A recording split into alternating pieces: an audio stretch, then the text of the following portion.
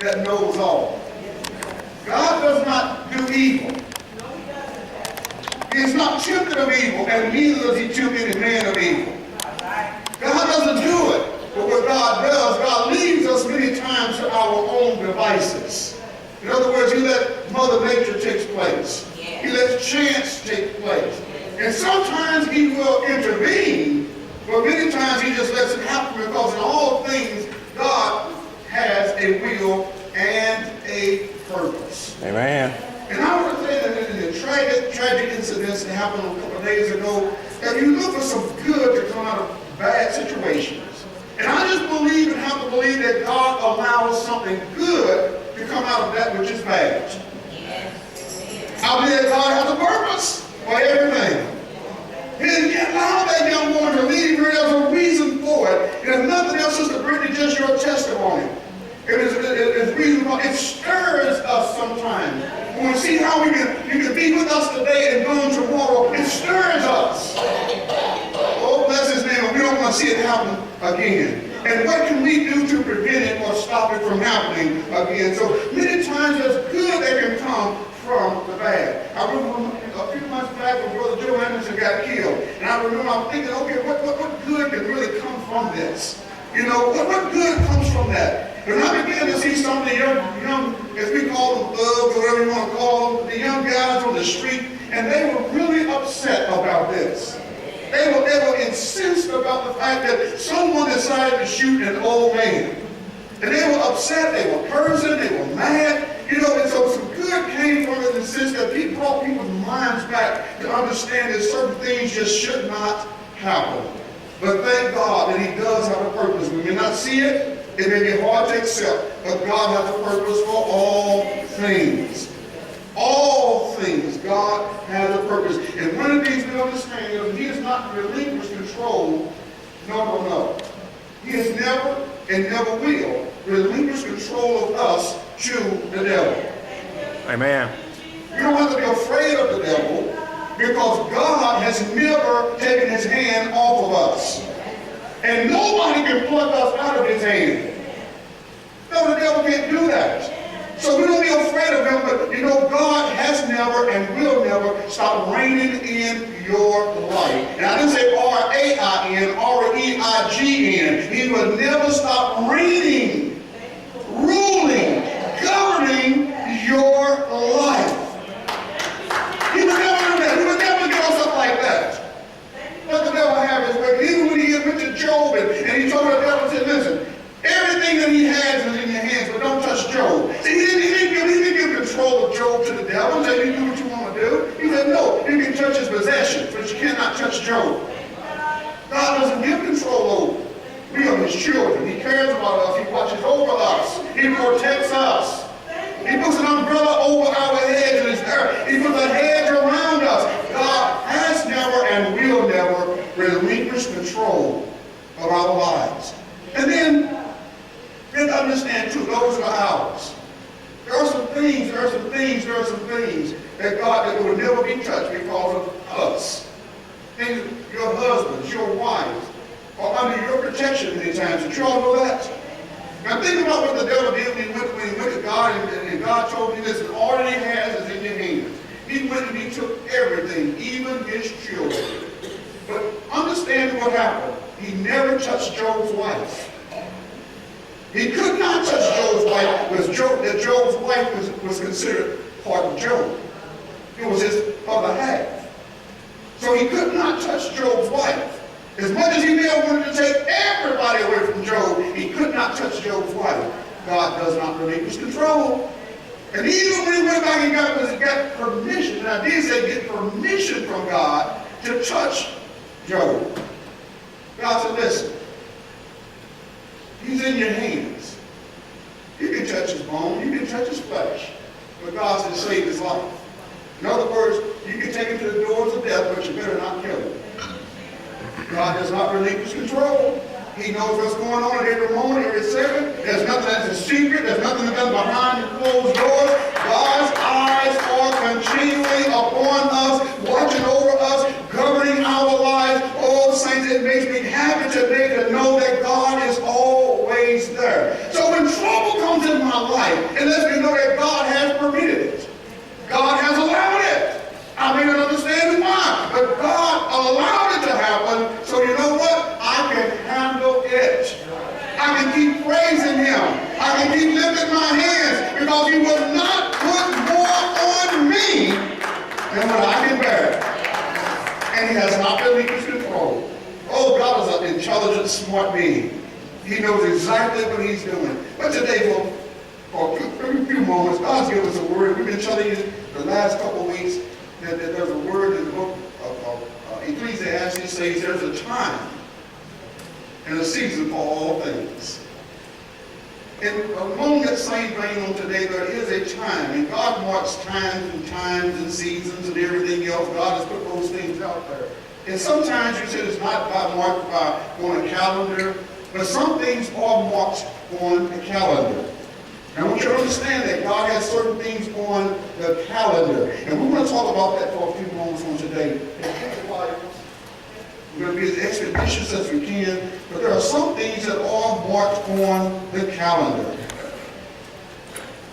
In the book of Leviticus, the 25th chapter, Leviticus, the 25th chapter, we're not going to read all the verses for time's sake. But in Exodus, as you read along, as I talk, you can read Leviticus 25 and 1. Everyone has it, raise your hand. As you read on down into that chapter, it's talking about Jubilee. Jubilee. And the Bible talks about Jubilee, and it's marked on the calendar. They call it the year of Jubilee. Now, what God did, and it's still being done today because God is intelligent, he created the world, he knows what he's doing. And the year of Jubilee dealt with a lot of issues, dealt with a lot of things as far as men, individuals, people. It dealt with our possessions like our land, our houses, our money. It dealt with all of those things in the year of Jubilee.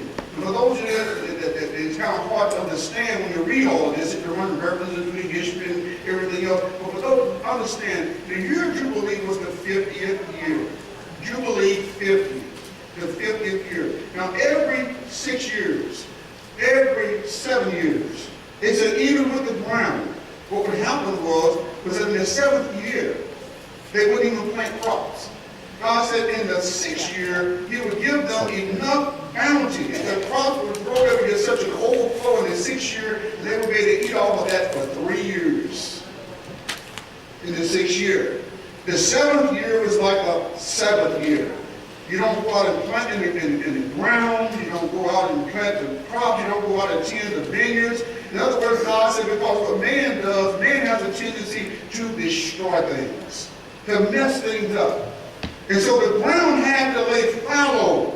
It had to lay there in that 7th year to replenish itself, to renew itself, so they could grow crops again for the next 6 years. And God, knowing this, he said on the 7th year, you don't plant anything. You don't tend the vineyards. You don't plant the crops in the ground. You give that ground a time to replenish. Saints, the same way with us. He worked 6 days, and on the 7th day, he rested. He gave us 6 days of work. He said, but on the 7th day, you need to get some rest. Saints, the principle is there. We may not go on the Sabbath day itself, the Saturday itself, but the principle is this here. God made us creatures of labor, but he also made us creatures when he wanted us to get some rest. And so on the 7th day, we need to take some time. And every once in a while, you're working on Saturday, or Sunday, or Monday, or Tuesday, whatever. You need to take some time to rest your bodies. Young people, listen to me very closely. Some of us don't take time. And I say this from experience. Because as a young man, I ripped and I ran, and I had all this railed up motor and everything else. But as you get older, you can't do that. God even intends the young people to stop and get some rest. Because as we got older, we understand this concept, don't we?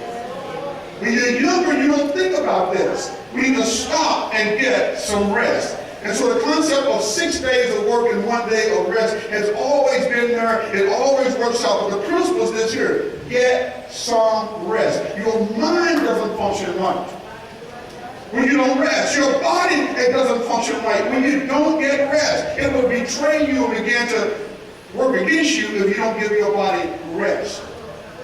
You can't function right mentally. You can't think if you're not getting getting rest. Am I talking to anybody on the day? See, I say this because I know what kind of society that we're living in now. A fast-paced society, everything's going, they got something for you. You go to the city and they got something open all 24 hours a day, going back and forth. McDonald's open 24 hours a day, right? Got everything going. Walmart open 24 hours a day. Everything is fast-paced, convenient there, but you know what? It's killing us. We got to understand the principles. So that 7th year was a year that God said, don't plant anything in the ground. Don't do it. He said, don't tend the vineyards because it's replenishing itself. And that you do that every 7 years. And after 7 years, people could buy their freedom back. If they were servants or slaves or bondmen, they could buy their freedom back in the 7th year. If they could not buy it back, they remained servants again for the next 7 years. But then after 7 times 7, the 49th year, it came a year after that called the year of Jubilee. The 50th year, everything changed. Sister Judy, everything changed on that 50th year. Now, we're not going to get into all of it, but on that 50th year, there was a time of forgiveness, a time of restoration, a time of you old people, that debt was forgiven. Doesn't that sound good? Well, I think I built as many bills as I could. After 50 years, but the problem is I may not be alive in 50 years. But the thing is that your debts were forgiven. And what it was simply exemplifying was the fact how we love and care for one another. We will love and care. We try to help our neighbors if we allow them to go free. If they were in debt and in bondage to me in whatever way, we forgave that debt. In fact, the custom at that time, you borrowed money from people. You had to go to work with them to pay that money or that loan off. And until you work with them until you pay that loan off. I'm trying to understand the concept here. You work with them on the land, to the crops, and the sheep or the hogs or whatever it was. You work with them until that debt was paid off. And when the debt was paid off, then you were free. They also said this here. If you put yourself in the bondage and when you sold and made that debt, if you died, Mother Shaw, your family was responsible for that debt. You couldn't get out of it because you died. They were still responsible for your debt. Does that give you any clue about today? They don't give you all any clue about today. Sister Marilyn, when y'all do those funerals and you don't have the money, well, we're going to pay you. We're going to pay you. Family, that family owes that debt, even though that person's gone. I know you don't get it all the time, but they owe it. But they owe that debt. You couldn't get away from it, escape it. So if you happen to die and your family all have been indebted, if you borrowed money for your house or whatever, that person still owned that house until such time as the family paid it off. But in the 50th year, if they still owed money on that house, they would count back the number of years from the Jubilee year and say, okay, you can redeem that house for your relative. You don't have to go into bondage from them. You can redeem that house based on the number of years you are away or how many years you at work doing that based on that 50th year. If the bank is paid or how much going forward, they would get a price for that and the house became yours. If you were a bond servant, you didn't even have to buy your freedom. You could go in and you could become a free person. In the 50th year, you are released from your indebtedness. There's a lot of things that happened in the year of Jubilee that was good for everybody. But the principle was that God wanted us to remind you it's not always about business. It's not always about money. But it's about loving your neighbor. About caring for the next person. Not taking advantage of them. You couldn't even loan your money out for interest. If you're going to loan it out to them, you loan it out to them. If you borrow $50, you pay pay $50 back. You couldn't loan your money out and make money off them. It was showing love and concern for your neighbor. See, some people still think you're supposed to just give it to me. You know what? If I don't have it and I give it to you and I need it, then I expect it back. But I shouldn't charge you interest. Amen? Amen. All right, we got the year of Jubilee was a time of restoration, a time of renewal. It was a time when we showed that we loved and cared for our neighbors. Now, in the book of Isaiah, the 40th chapter, it talks about, again, what God wants to do and has done. In the very first verse, who has it? Isaiah 40 and verse 1. Someone get it and read it loud for us.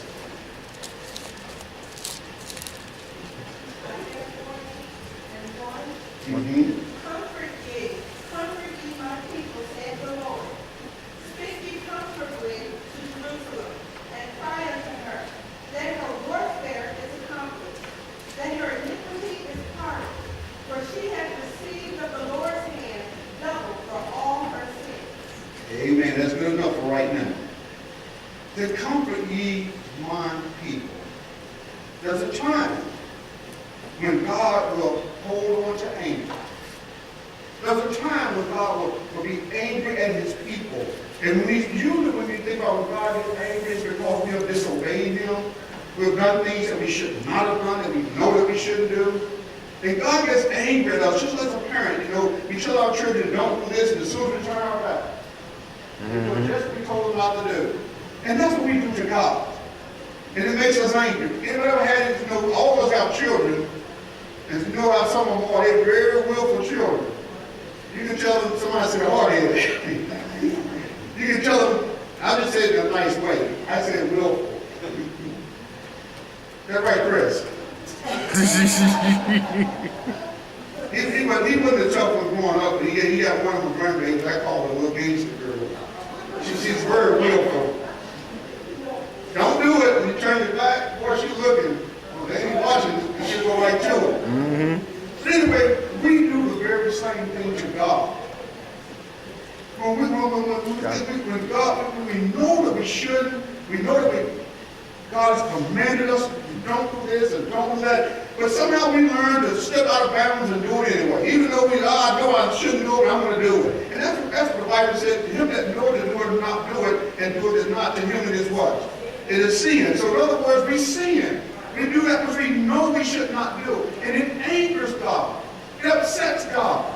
And so what God does, God gets angry at us, and he said, I will not hold on to my anger forever. God will not stay angry at us for all eternity. He won't get mad at us and just stay mad at us. And somebody know how we talk when we get mad at people, we just don't let it go. I was talking to somebody, he was telling him and his wife was having a discussion, and it was an argument. They were going at it, and all of a sudden she said something that happened 10 years ago. And he said, man, I was just standing there with like a deer in headlights. He didn't know what to say. This was 10 years ago. Where'd that come from? But the thing is, we hold on to things forever. We get angry, just don't let it go. But we've got to learn to let it go. If God forgives us, if God lets it go with us, then what must we do to one another? We got to let it go. We got to let it go. Don't even bring it up, don't talk about it. We know we might still remember it, but you know, it's for all intents and purposes, it's done, because I'm not going to speak about it anymore because I let it go. And so God remembers what we have done. And he gets angry at us. But I will not hold on to my anger forever. For I am quick, slow to anger, but I am quick to pardon. Very quick to forgive. And so at a specific time, God said, I'm going to choose to let go of my anger. Symbolic of the year of Jubilee. Whatever the burdens, whatever the sin, whatever it might might be, I'm going to let it go. Now remember in the Bible where God does this over and over and over again. When they went down to Egypt, they were in the land of Egypt for 430 years, and God just let them be there. They didn't want to listen, they didn't want to obey, but for 430 years they were in bondage in Egypt. But at a certain time, God said, I'm going to let go of my anger. And I'm going to deliver my children from Israel. After 430 years, he heard their cry, and he delivered them. He let go of the anger, Sister Rihanna, and let it go and delivered his children. You think what also, in 70 years, they went back, they stopped the oblations, they stopped the sacrifice, they went into bondage to the Babylonians, and they were there for 70 years. He even prophesied, I'm going to call them this hard-hearted, stiff-necked people, what I'm going to do, you're going to be in bondage for 7 years. It was what y'all? For 70 years you're going to be in bondage. But after 70 years, I'm going to deliver you. And sure enough, the Babylonians came and they took everything. That's when you hear about the Shadrach, Meshach, and Abednego, and Daniel, and all of them, and you're going to hear preach about. They were in bondage for 70 years, but after 70 years, God delivered them. And they did not have to fight for this deliverance. God allowed it to happen because they found favor with the king of Babylon, and they let them go back to Jerusalem, build up the walls, restore the walls, build the gates, and rebuild the city. So God has his anger, but at a certain time, at a set time, he lets his anger go. He's no longer mad at you. He's no longer holding it against you. As a time he had set, he said, my heart, on Christmas Day, good tidings of great joy. He sent the angels to say, I love you. I may have been mad for a long time, but now I'm no longer angry. I'm letting it go. And so God did that. And so here we find out in the book of Isaiah, he said, comfort ye my people. Comfort you. I've been angry for a while. You've been in bondage. You've been having things happen. The enemy's over here, the enemy's over there, and you're constantly fighting and walk with people. But you know what? Now I'm coming down to it. It happened because you were wrong, you sinned. But now I'm letting my anger go. He said, now I want you to go, Isaiah, I want you to go and comfort my people. Because I've given them double for their sin. I wish I had time today. I don't. We're going to get into it some other time. He said, I'm giving you double for your sin. Saints of God, this is the end of the year. Get ready to go into the new year. And God is saying, I have given you double for your sin. What is he saying there? What he's saying is that because you knew better, because you knew you weren't supposed to do this, you knew you weren't supposed to do that, I really put it on you. In other words, he said, to him that knoweth to do good and do it to not do it not, he gives them what? Many stripes. To him that knoweth to do good and do it not, to him he will be beaten with many stripes. In other words, it's worse on us that know better. Oh yeah. You know how you grow up and you got children that you expect so much, certain ones, the older ones you respect more. Oh yeah, they got it worse than the little children because they know better, right? The same way with God. He said he's giving us double. He's really putting it on us. He's giving us double for our sin. Now look what happens because he puts on us double. Because it's really been hard on us. It's been a long year. It's been a long year. In other words, it's been a hard year too. But many times what God would do is that he would really get and stick it to us because we know that we should not have done certain things. We should not have sinned in certain ways. We knew better. But the thing is with that, while he's giving it to us, we got to take it. Because when we take it, what is he doing? He's making us, molding us, and shaping us so that now we won't do it again. We'll head a different direction. We'll walk a different way. Hallelujah. But we got to take it. How many took it in 2017? How many took it in, oh yes, we had to take it. It was hard. It was rough. Lord, why me? But I took it and I stayed with the Lord. Oh, bless his name. He's given us double because we knew better. Double for my sin. But oh, bless the Lord. And what does it mean he gave us double? Sometimes, arthritis acts up a little bit more. Sometimes the money going out. Having to pay doctors, having to pay hospitals, having to pay medical medicines and all this other stuff. Oh, God would know how to do it. Whatever it takes, he would do it to us because he's given us double for our sin. He's given us double for the things that we've done wrong.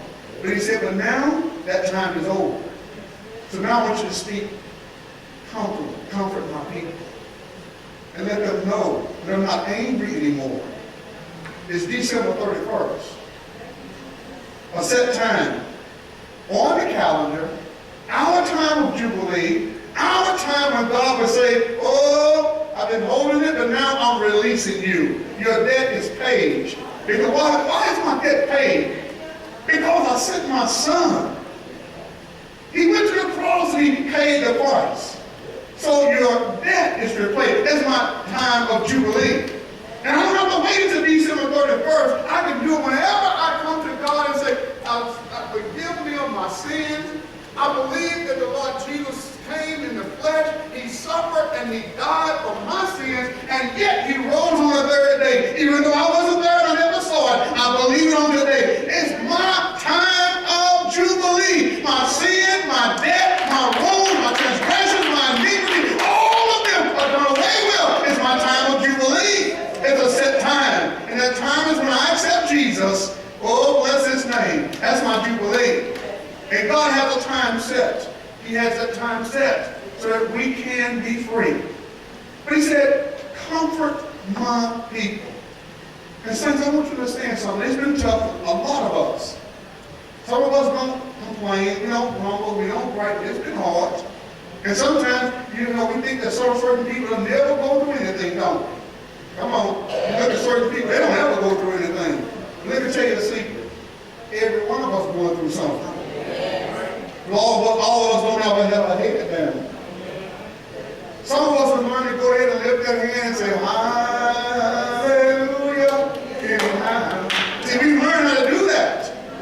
And so you never know what we're going through because we're not going to tell you, we're not going to let you know. We got pains in our knees, pains in our backs, pains in our side. We don't feel good all the time, but you never know it because we don't complain. I remember a few weeks ago, a couple months back, one of the mothers came to a prayer service and she'd been having problems with her leg. Am I right? And we didn't even know, I didn't know, that she was having problems with her leg. You know why? Because some of us don't complain. We don't grumble about it and we don't gripe about it. So I didn't know she was having problems with her leg. Somebody told me that she was having problems with her leg. And what did the Lord do? What did the Lord do in prayer that night? He healed that leg. She jumped up and running, and I said, I've never known that you ever had a problem where she was jumping and running that night. But we don't know because we don't complain, but our trust is in the Lord. Our trust is in God. And maybe for whatever reason it happened, but in the end, God said, I'll comfort my people. It's been a rough year. It's been rough times, rough situations. Had surgery, Sister Rihanna. Oh, been having problems with that back, and I think now going through rehab. Well, it's been rough. But you know what? Now it's time when God said, I'm going to comfort my people. Why is he comforting us? Because you took everything that I put on you. Every hardship, every trial, every temptation, every tribulation, everything hardship that has come against you, you have taken it and you didn't walk away. You didn't give up. You didn't stop worshiping me. You didn't stop reading your Bible. You didn't stop coming to church. You took it, and because of that, I'm going to comfort you now by letting you know I'm no longer angry. I'm no longer holding anything against you. What I'm going to do now, I'm going to restore you. I'm going to lift you up again. I'm going to have you on cloud nine again because I am no longer angry. It's your time of Jubilee, your time for restoration, your time for renewal. I'm going to be like I used to be. I'm going to shout the way I used to shout. I'm going to smile the way I used to smile. I'm going to have joy the way I used to have joy. Because God is going to restore us. He's speaking softly to us, comforting us, letting us know everything is all right. I never left you, and I never forsook you. I never turned my back on you. When your tough times were there, my eyes were there. It may not have seemed like I was doing anything, but I was right there. speaking humbly to us. I've never left you in the hands of anybody else. I've always been right there. So he said, comfort my people. Comfort them. In the book of Exodus, before they did that, and I'm going to leave it there for a few moments. Exodus, the 19th chapter. And I'm going to leave it there for a few moments.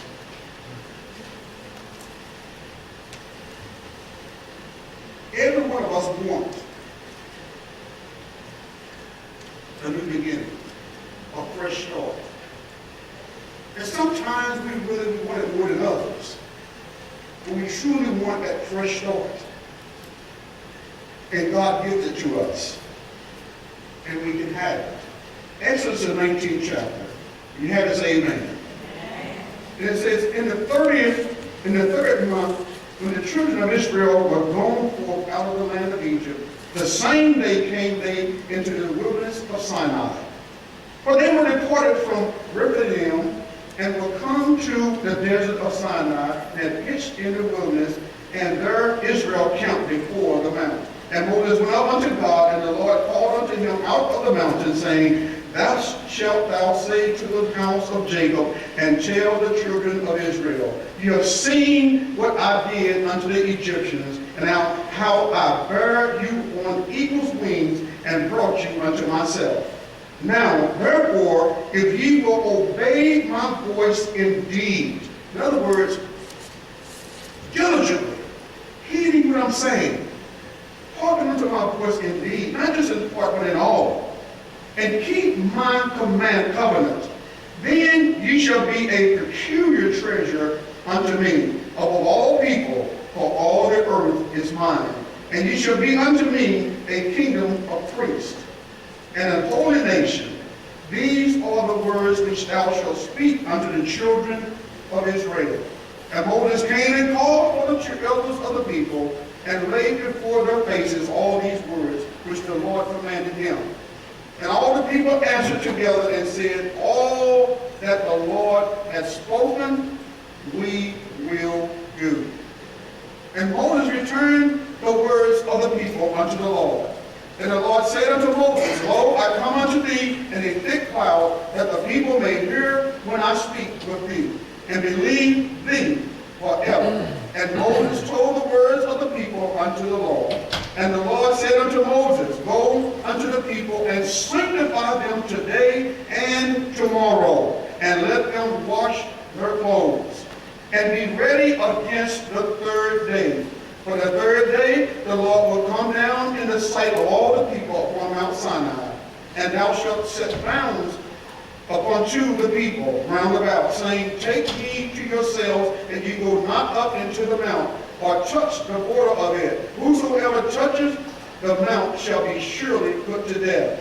There shall not an hand touch it, but he shall surely be stoned or shot through. Whether it be beast or man, it shall not live. When the trumpet soundeth long, they shall come up to the mount. And Moses went down from the mount unto the people, and sanctified the people, and they washed their clothes. Amen. May the Lord have blessed the reading, the hearing, and the doing of his most holy word.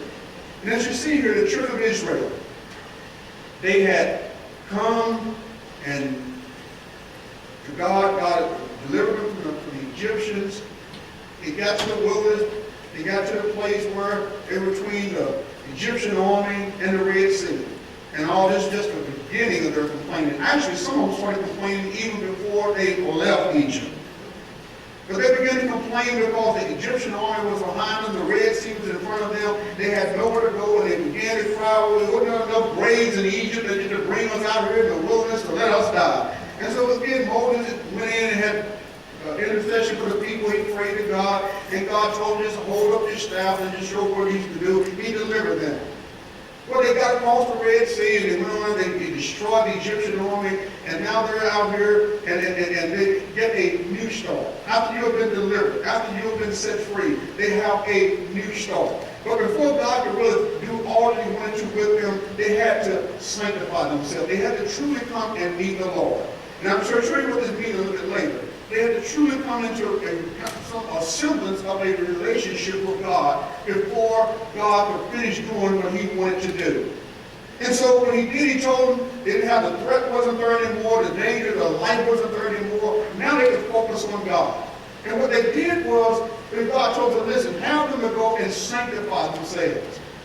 Wash their clothes and be ready. Sanctify themselves today and tomorrow. And be ready against the third day, because on the third day he was going to come and meet the people. And so they had to sanctify themselves. He said even the husbands couldn't even go to the, as the Bible put it, near their wives. They had to sanctify themselves.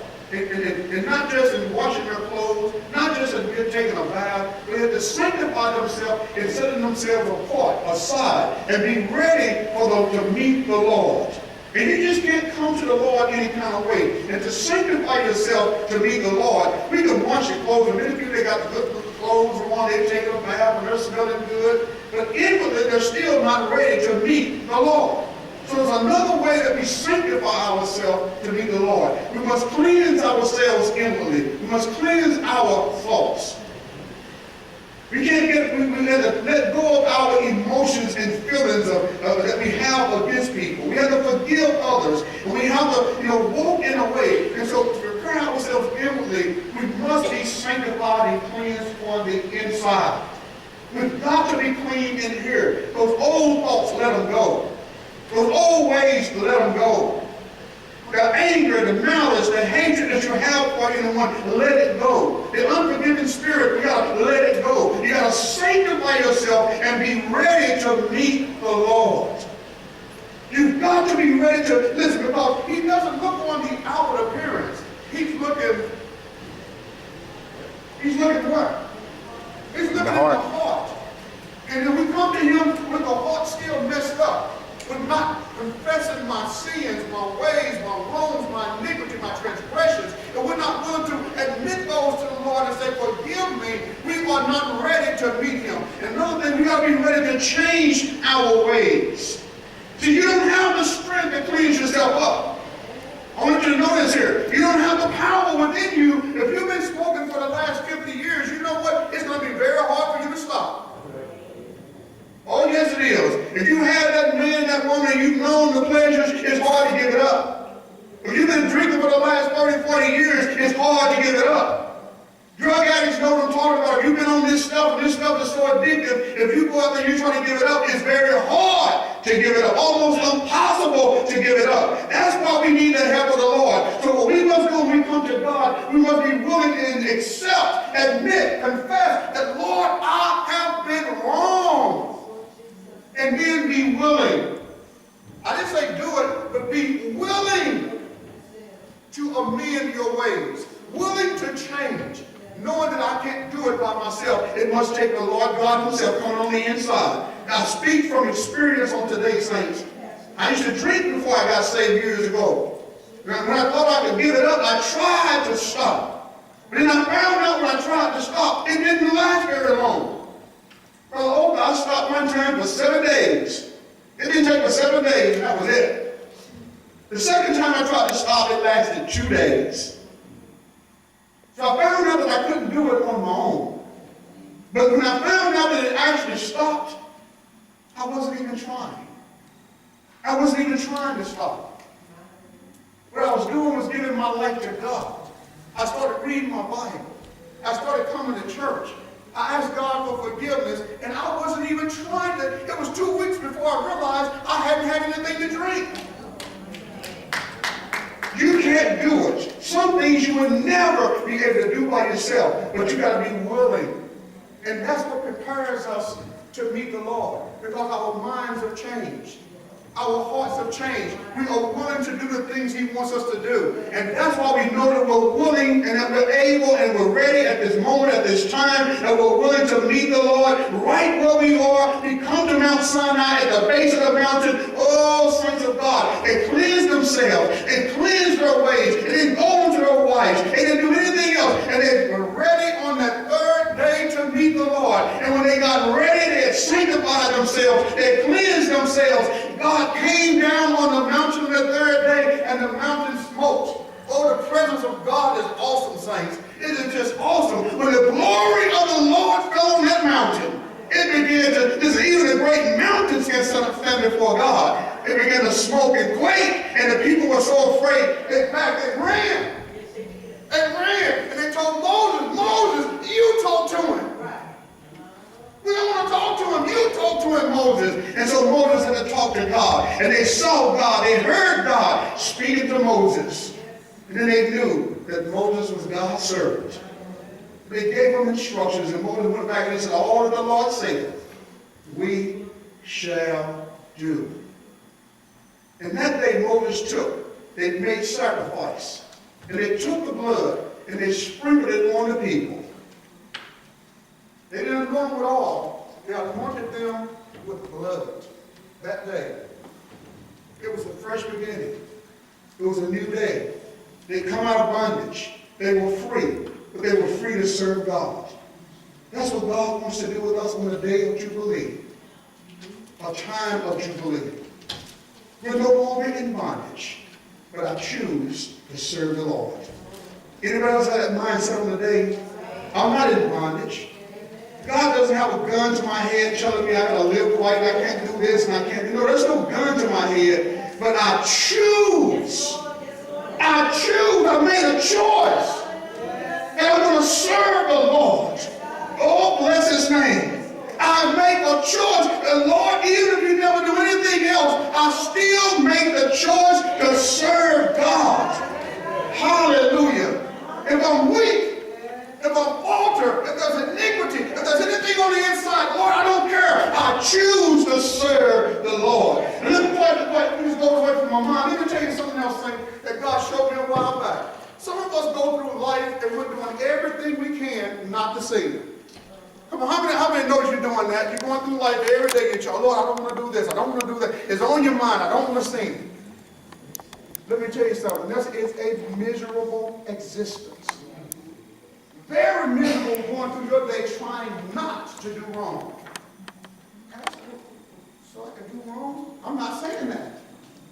I'm saying that that's not my focus. When I get up in the morning, my focus is not trying not to do wrong. Because I can almost guarantee at some point I'm going to fail at that. But when I get up in the morning, when I start my day, when I think about what I'm going to do, my focus is I just want to get closer to God. And the closer you get, if you focus on that, you don't have to worry about drinking. You don't have to worry about lying and cheating. You don't have to worry about all those other things back there. If I put my focus on the Lord and I'm seeking to serve God, I don't have to worry about anything else. How many understand that? How many truly understand that? When you get up in the morning, just seek to get closer to God. If I do wrong, that's fine. God will forgive me, but my desire must be that I'm going to get closer and closer to God. And at some point in time, if it's drugs, if it's alcohol, girlfriend, boyfriend, lying, cheating, whatever it is, at some point in time, it's going to stop. And I don't have to stop it by myself. God himself will be the one that do it. My heart and my desire is to live for God and get closer to him. And so we make a mistake of trying to do this on our own too often. And all we need is a day of Jubilee. A day where we can just come and meet the Lord. That's all that we need, saints, is that moment. And so thank God today that he's given us this time and this moment of Jubilee. It is our custom meals every year. And we do it marking the calendar. We don't have to wait until the calendar year. But we like doing this so that we don't take anything with us into the new year. I don't believe in resolutions. I believe in commitments to God. Amen. And we don't have to say, Lord, I promise you. No, we don't have to do that. I'm going to promise, Lord, I'm going to promise you. And I'm going to try to get closer to you. I'm not going to promise anything else. Lord, I'm going to promise that I'm going to seek your face. And if I do that, hold on to that promise and that promise alone, everything else. And I tell you, saints, I can make that promise to you, and if you make that promise, if you promise to seek the face of God, I can promise you your whole life is going to change. Your situation is going to change, things around you are going to change. I promise you that. And I can promise that because I know from my own experience. Oh yes, I know what happened to me when I chose to seek the face of God. How my life changed. If everything man changed immediately in one moment, but things changed in my life when I chose. There's nothing that God cannot do in our life. If he could not do it, it would have been senseless to send Jesus to die on the cross. That lets me know that whatever there is in my life, God can make the difference. And I want the church to come today. I want the church to come.